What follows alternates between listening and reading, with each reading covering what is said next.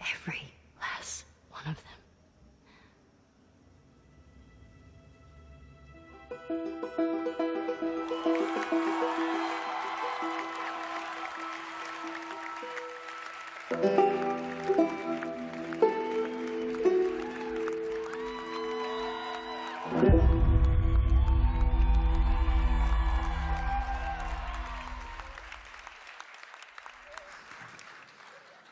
Holy God. So I know I can't be the only one in the crowd that I had shivers watching that the first time. It really was quite powerful. But that is quite the statement there in the end, that I'm going to find them and kill them, all of them. Could you tell us who are we going to find? What are we doing here? We're going to start there. Let's see how I do this dance. Yeah, if the first game was really like the core of it, the theme was about the love between these two characters and how we build that through story, music, interaction, gameplay, mechanics. This story is the counter of that. The story is about hate and how we use all those same things to make the player feel that through Ellie this time. First game is like you play as Joel. This game you're playing as Ellie.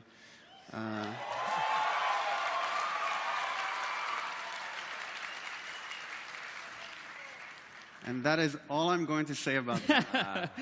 I kind of figured, but I knew I needed to ask. So, for you two, I mean, I know from playing the first game, it was a powerful experience, and the characters are just, I mean, they're in a good way taxing to play. The world is always heavy on you. How does it feel to be back as I mean, Joel and Ellie are two amazing characters. What's it like to bring them back to life? It's so good. Yeah. It's just, I think when we were shooting the trailer, it's amazing how fast we jump back into it. And I knew I missed playing her, but I didn't realize how much. And I think we've also been waiting for this day since the day we wrapped the first game. And I'm so glad it's here. Sorry. Oh, Ellie. I'm so glad it's here. It was, today's been incredibly emotional for all of us, and I know that this is a day of celebration for everybody at Naughty Dog, because this has been just tireless work for everybody, and all of us have been trying to keep it under wraps, but it's exactly what Ashley said. We kept asking, when are we going to do this? When are we going to come back? What's the story? And I remember the first time that Neil actually sat down and kind of said, okay, here's what I'm thinking. And we were at the BAFTAs. We were standing outside of a bar in London. And I was just, it was so weird to hear about this thing actually maybe being real. And that's one level of it. And then okay, we're going to go in, we're going to shoot the trailer, and that's another level of it. And the first time that we walked back on stage, and it wasn't Ashley there anymore, and it wasn't Troy, but it was Joel walking down that hall and finding Ellie. It was overwhelming. And I'm not using a platitude. It literally was overwhelming to be in those shoes again. And I don't think that I'm Joel, or that Joel is me, Ellie isn't Ashley, Ashley isn't Ellie. These are two real people to us. These are flesh and blood characters that every once in a while they're kind enough to just let us see the world through their eyes. And to be able to see the world again, and specifically that world again through Joel's eyes, was, my heart could barely hold it. And today, sitting in the crowd with you guys and experiencing it for the first time here, we were in tears, and there's nothing that made it feel more worth it. All the lies that we've had to tell over the last 2.5 years. Oh man, I lied so much. Lied so much. But when we heard your applause, when you saw that Firefly logo, and when you saw Ellie, and you heard her voice, and you heard Joel's voice, we can't thank you guys enough, because that made every second that we've had to wait worth it. So thank you.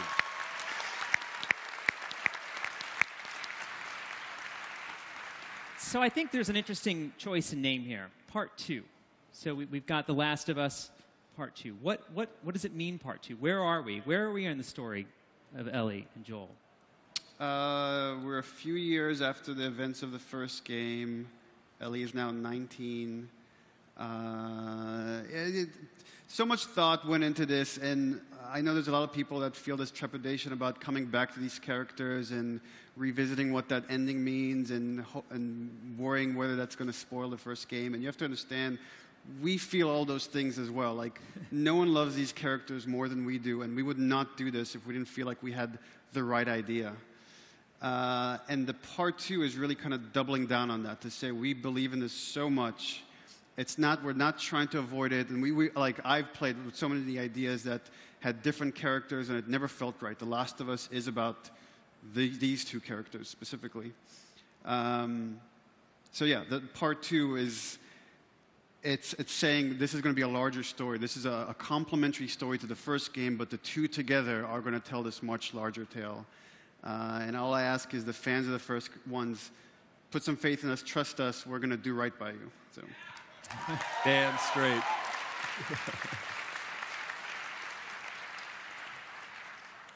You know, I feel that Naughty Dog is always pushed the envelope on how characters and narrative are developed and a part of the game, and just so integral to the experience and define everything you do in the games. I mean, you three, I mean, it's funny, you're like old friends when you get together, and so it's like, can you tell us all about, like, working together to create and bring these characters to life when you're on the soundstage, when you're bringing it out? I mean, do you ever just look at Neil and go, okay, I would never say this. Never in a million years would Ellie do this. I mean, like, what is that experience like? I mean, this was, I think, one of the reasons why this project is so near and dear to me, and I know both of us, is it felt collaborative, and I think a lot of the time, like when we would come to shoot the scenes, we would have a day of rehearsal where we would talk about the scenes and comb through them, and Neil would say, how do you feel about this line, or do you feel like this is something that she would say, and just sort of going through it and seeing what feels honest and real for the character. And I mean, it's an experience that I don't know if I've ever really had. And the subject matter and the stuff that we're going through in the scenes that we're doing, as an actor, your job is to go there and to put your emotions on the floor and bleed on the floor. And when you do that and you go there emotionally with someone, you can't help but have a connection with the people that you're working with. So I've had some of the most powerful experiences just working on this game, and that's why it's so close to me. And that's why oh man, I'm so excited. I think all of us, oh please. Well, what's cool is, for me, is like when these guys come by Naughty Dog, because it's not just us, it's like the entire team. We work on this game for years at a time, and you're putting so much of yourself and you're sacrificing so much to make this statement of sorts. And these guys come by to, like, every get-together there is at Naughty Dog. They really feel like part of the Naughty Dog family, and I feel like that's rare, and that was one of the main reasons of wanting to come back, is to work with these guys again. That's awesome. I've said that a lot of people ask a lot of times, what's your favorite character? Is Joel your favorite character? And it's impossible to choose a favorite, but what I can say is that he's the one that I miss the most. He's the guy that I find myself thinking about and wondering, what is he up to? What is he doing? And it's absolutely right. We're a family, and we're all in this together, but I think all of us up here, as well as everybody else back at Naughty Dog and everybody who was allowed to be a part of this, would probably agree with this. This game fundamentally changed our lives in the best way, and in the most real way. Yeah, absolutely. But not only as an actor, like I know I can demark the moments when we were shooting that I felt myself growing as an actor and as a person. The people that it's brought into our lives, the relationships that we've built because of this game. And what's funny is I almost did an audition for this because I was so mad because I felt like I wasn't right for Joel. I felt like I was too young. I felt like I walked into the audition room and there's 20 dudes that look just like Joel. And I'll never forget, I literally almost walked out the door, and I was heading to the door. The casting director called my name. And I came this close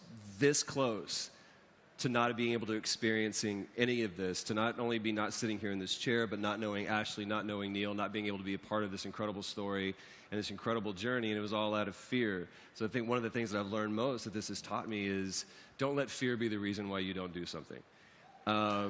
So yeah, and I say that knowing that all of us there's a level of fear to what we're doing with this because it's scary to come back and revisit a story, especially when it's been so incredibly successful, so incredibly well received by millions upon millions of people. It's one of the most discussed games that I've ever seen. And it's scary to kind of go back into that because we're walking around with our hearts open and being completely vulnerable. And like Neil said, I would just say trust us. Just trust everybody at Naughty Dog that we know what we're doing, that we care about this story more than anybody. Love you, random person in the audience. So when you watch the trailer, I mean, I think there's a lot of iconic moments as you go through the Firefly logo on the stop sign. When you walk down the hall and you see the bodies throughout the house. But the one that struck me the most is the shaking hand. Right, Ellie's shaking hand, and that's also for anyone who's, not to be too spoiler, but this is also you'll notice the tattoo on her arm as well. So there's plenty of things there. What can you say about why is she shaking? I know there's an amazing performance that follows, obviously, but why does her hand shake? See, this is the part that sucks. It's like, we're like, yay, there's The Last of Us 2, but we can't talk about anything. There are reasons. You could. Which is the lamest answer of all time. She's gone through some shit. What a shocker. I feel like you need to answer this question. I need to answer. I feel like I'll get into trouble. Well, I'll save you from having to answer that one. How about that? So, and then you go on to the performance, and that is you actually sing through the valley there in that. Oh. It's Yeah. amazing, by the way. Fantastic. Great job. Thanks. I know there has to be more than just, hey, so I wrote this song I want you to do. I've got this in here.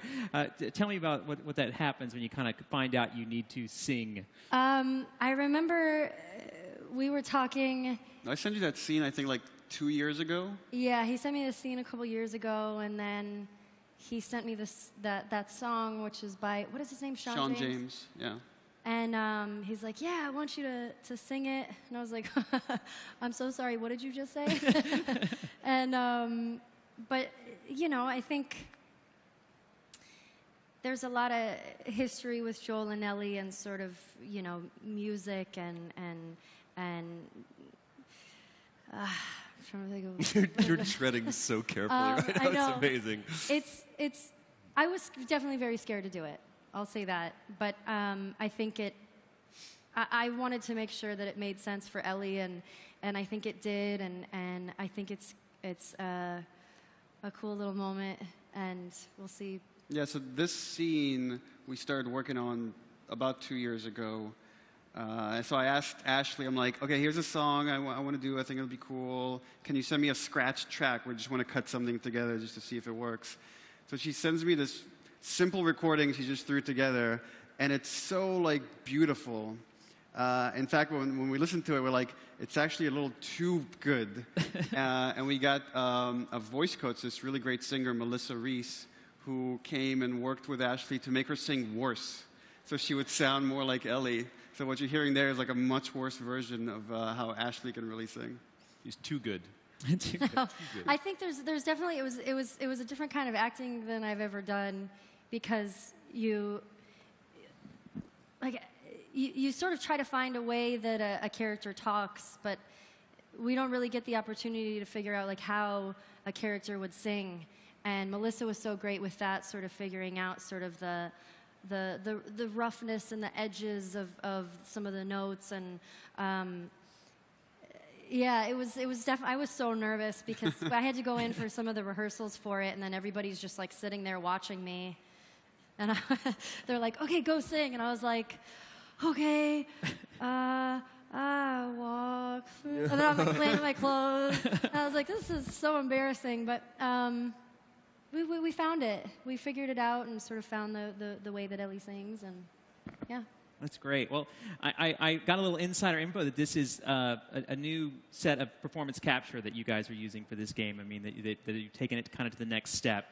We even have a little bit of a video to show how this performance has gone forward. I guess, yeah, I'll set this up. So a lot of games, and we do this sometimes, we do digital doubles, where you cast an actor and you're trying to make it look as close to the actor as you can. Ashley doesn't look like Ellie, Troy doesn't look like Joel, so we had to come up with this different process. So what we did is actually we created digital doubles of them while our artists create a whole new kind of sculpt, a next-gen sculpt of Joel and Ellie. And what you're going to see in this video is like a digital double of Ashley with Ellie's texture, so she's going to be very freckled. And then you're going to see it kind of transform and morph into Ellie. So what we're trying to do is take the performance from the digital double and transpose it onto Ellie. So we could play that. So pretty.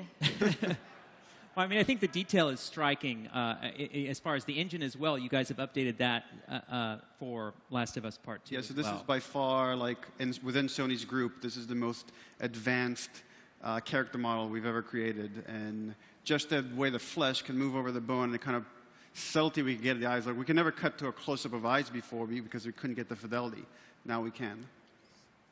So I think what's interesting, too, is that you can take these performances and bring them back to the workshop and meld them to create like the kind of the perfect scene, the direct a scene unlike you could ever do even in film. Yeah, it's definitely, it's in film, like when you want to go between different takes, you have to have a cut in the middle. Here we could actually blend between different takes so we could create a performance. Of course, there's a collaboration with the animators and the artists at Naughty Dog. They're definitely a part of putting all this together.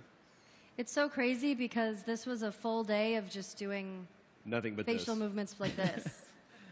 And it's weird because they ask you to do things like, I don't know if my face has ever done that before. It's like, can you make this sound? I'm like, I have no idea. We're going to find out.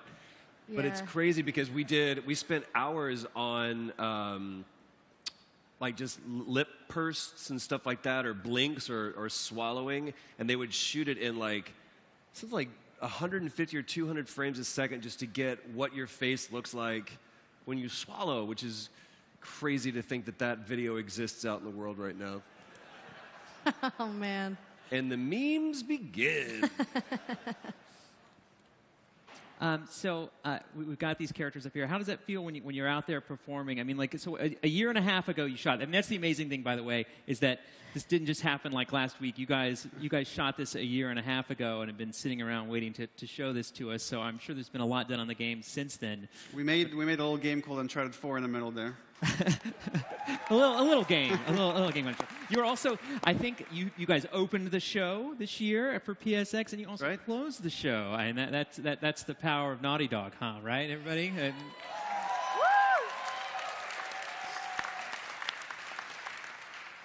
But just real quick, I'll say there was a big discussion within Naughty Dog and Sony about where should we show this Last of Us 2 trailer. Some people were saying we should wait until E3. E3 is bigger. But we're such fans of PSX and being here with the fans and sharing it with you guys that this was the venue for it. There was no other option. So in the last game, we obviously played both characters. Can you give us any kind of hints as far as the gameplay, as far as like where will we is Ellie our star in this one, where Joel was our star in the first? Or Joel was a star in the first. Ellie's a star in this one. Ellie plays different from Joel. I'm getting into risky territory here.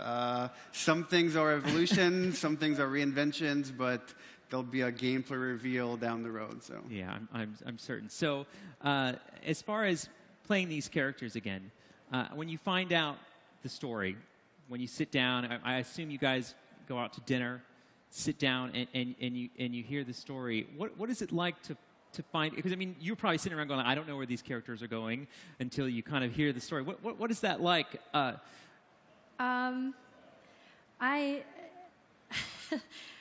It's heavy.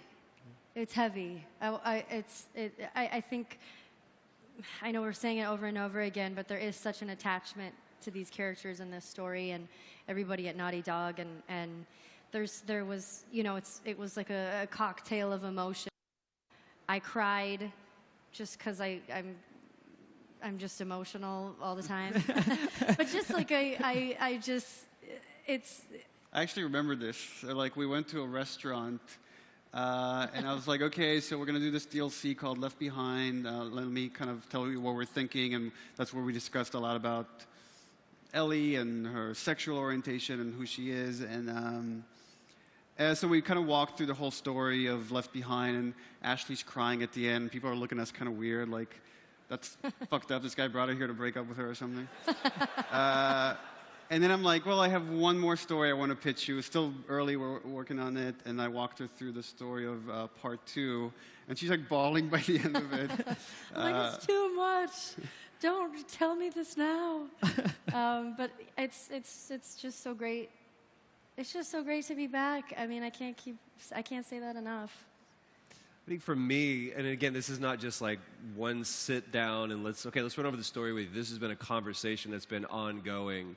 And typically, in our conversations, it starts off with Neil saying, let me ask you a question. What if, and there's this amazing thing. And so to me, I don't remember just hearing the pitch. It's more about the fact that these guys have allowed Ashley and I to be a part of this conversation, and we've seen the evolution. We saw the evolution of the first game and where it originally was supposed to end and then where it ended up being, which to me is the most honest, most perfect ending to a video game I've ever seen. Ever. And which has lend itself so well to what does Ellie know that Joel lied to her, and what does the okay mean? What happened immediately after? And when we did the One Night Live thing, it was great because we kind of got to dip our toe in that water and see what that felt like a little bit in the scene that it's not in canon, and Neil said that specifically. It's not something that, this is something completely separate. Huh? Yeah. Go ahead. You said this, like, this isn't canon, this is just something here for tonight. I mean, losing my train of thought.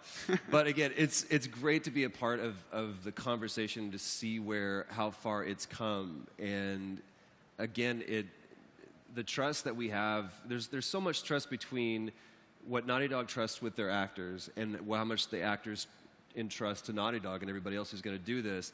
They have hired us and they trust us to give them the performances that give you guys and give us as gamers the kind of experience that they want to tell. And then we trust them to take what we do and execute that. And so it's just this great symbiotic relationship.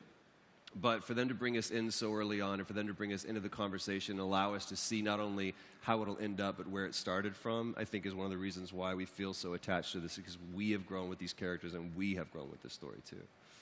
Yeah, I mean, they're definitely memorable.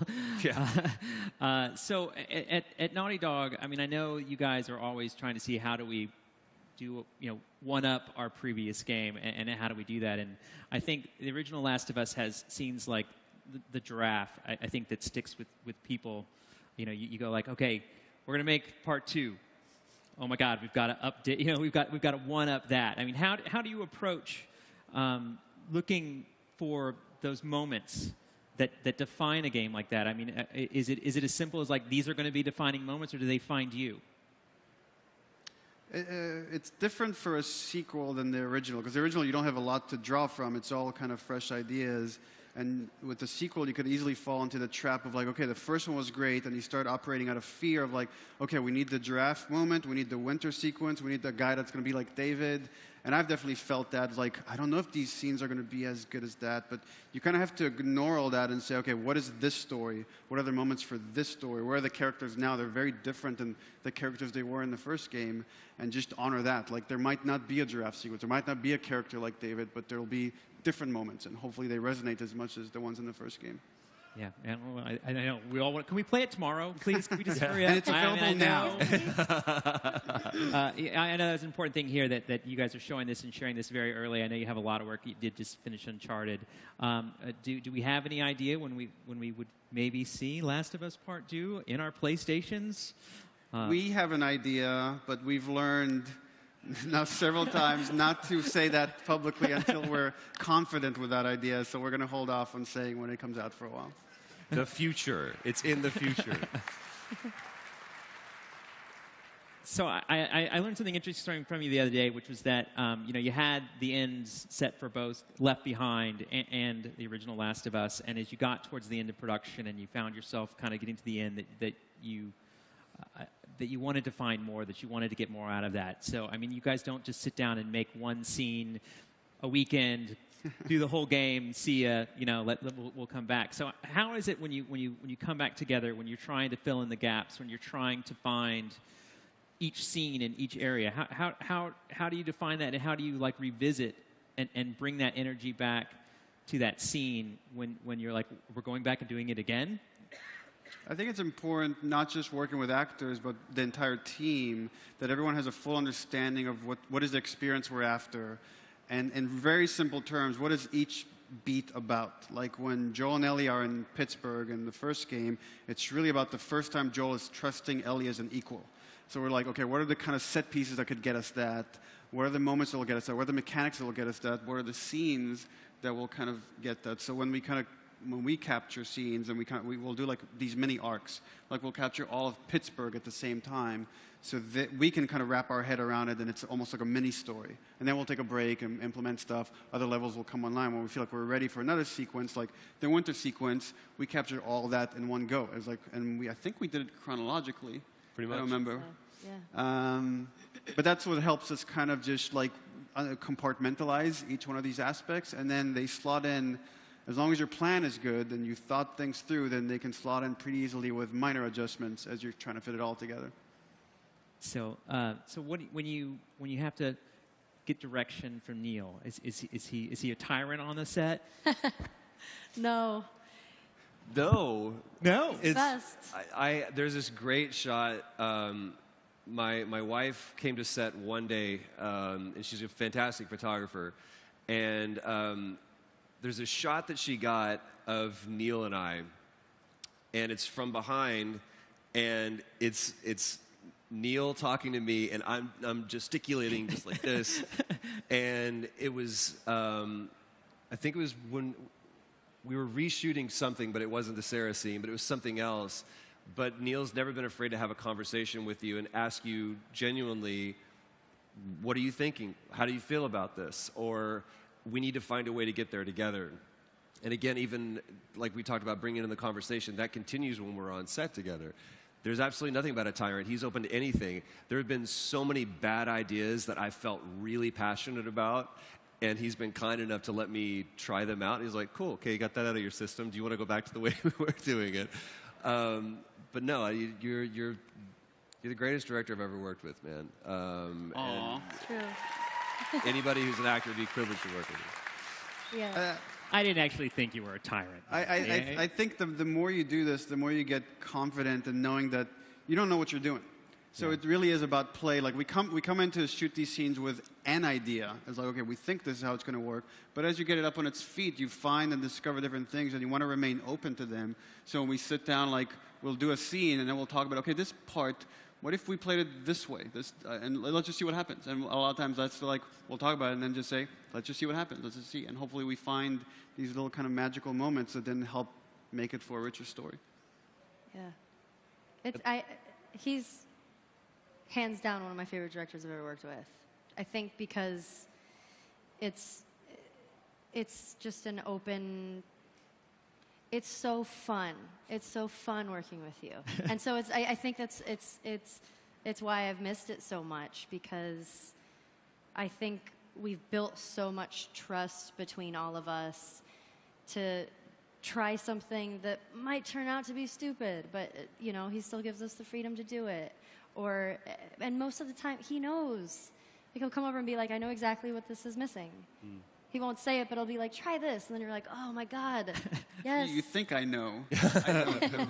You know. I think about like the ranch house scene. I love talking about that one where Joel finds Ellie up in the room reading the diary. He's like, is this what little girls, is this what their problems were? And we worked on that scene for hours. Like on a TV or film set, you've got a day to make, you've got to go, you have to shoot fast, and you don't really have a lot of time to spend time workshopping it. You need to come prepared, be camera ready, and shoot that scene. But the fact that there was such a freedom to be able to explore and discuss and have contention there, and all of us were feeling like it's good, but it's not perfect, it's not right. And I'll never forget, I asked Neil, I was like, can I just take 5 minutes? He goes, take 10. And I went up to the back of the soundstage and just kind of sat down, and Ashley and I were not frustrated with each other. We were frustrated about the scene because we felt like we weren't really connecting on it, that we were executing the lines and we were doing the scene justice, but it wasn't perfect. And we came back and something happened, and it's when Ashley stood up, and I wasn't looking at her. I was looking away, and she said, everybody that I've cared about has left me, everybody. And she saw that I wasn't looking at her, and she just shoved me, everyone fucking except for you.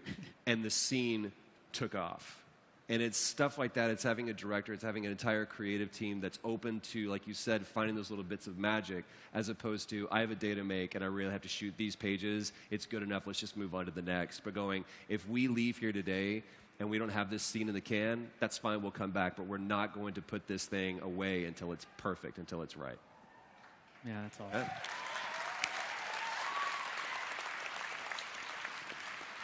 So as you said at the beginning, it's a story about the performances, the game, the gameplay, and also the music. Can you tell us anything about the music? Do we have Gustavo returning? What's going on with that? So first game was composed by Gustavo Santaolalla. Second game is composed by Gustavo Santaolalla.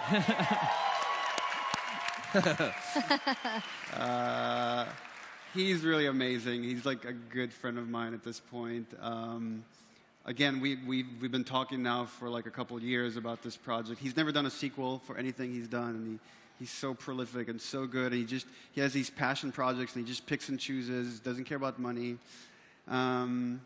So he started writing some new themes for us. And for this trailer, you heard like some new theme in the beginning, and then a new rendition of the original theme at the end.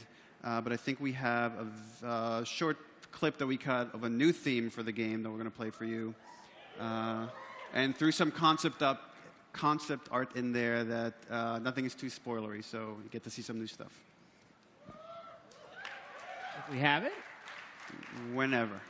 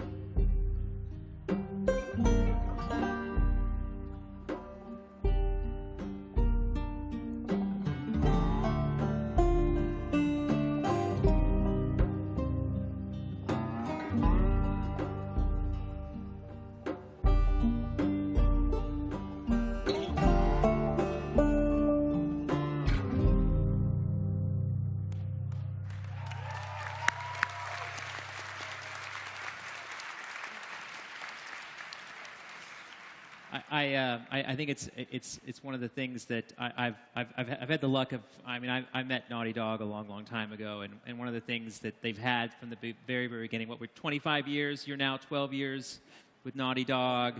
They've had amazing people working there and done a lot of amazing things. But the thing that I hear Neil say, and I'm going to repeat here a little bit, is the passion that runs from every single person at Naughty Dog about their games, about what they're making. And as you can see here from the performers, that same vein runs through those, and I think it shows in the game. And I think that's why everyone loved the original game.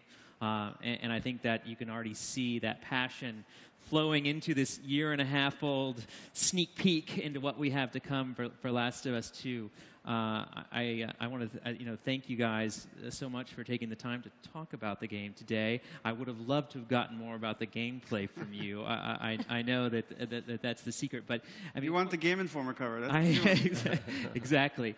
But I think my last question for you would be like, thus far in the journey, when you go here and you revisit and you talk about this again, I mean, do you think The Last of Us can exist without Joel and Ellie? I mean, are they The Last of Us? I mean, what is your interpretation of what we've seen and understood so far about the game and the series? Don't look at me. It's so much. They're the heart of it. I don't see it without them. That's all I can. That's all I can really say. It's like they're right. Obviously, we have the infected, and there's the world, and there's all these different factions, and how they're trying to eco-survival in this world. But at its core, it's about human relationships, and this being the most important one in the story. So it is what it is. Thank you very much. I mean, we're a little early finishing up, but I think we've definitely explored The Last of Us Part 2. Thank you so much. I appreciate it. Thank you for your time. Our pleasure, man. Thank you. Thank you, guys. Wow. You guys.